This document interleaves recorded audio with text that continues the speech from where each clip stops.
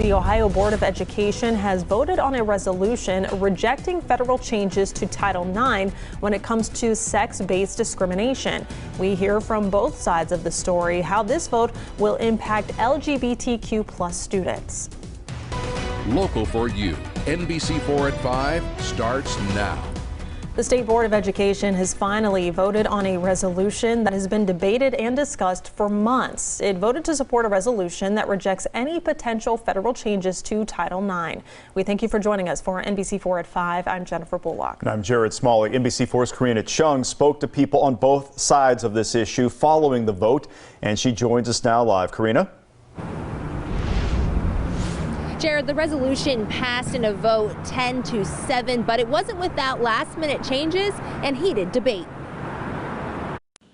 The resolution is adopted on a vote 10-7 with one abstention. A resolution that has sparked debate and public outcry has been decided by the State Board of Education. But ultimately, we wanted to communicate the status of these regulations, that the Department of Education regulation is pending. It is not final. The resolution adopted by the State Board rejects any potential changes to Title IX.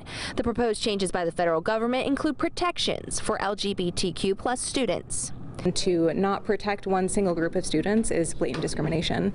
So we're really disappointed in the misuse of power that we saw here today, and the decision that the board felt like they could make. There were attempts to make changes to the resolution before voting. My preference is to vote on it as is. If you don't like it, then vote it down.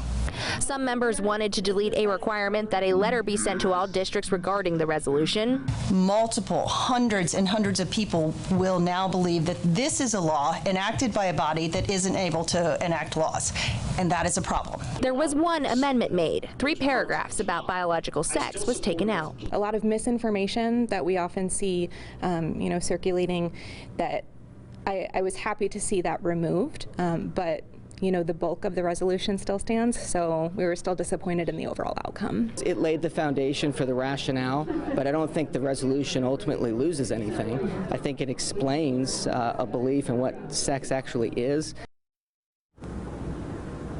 The resolution does not require districts to do anything when it comes to policy. It is a statement of the board. Local for you in Columbus, I'm Karina Chung, NBC4. Karina, thank you.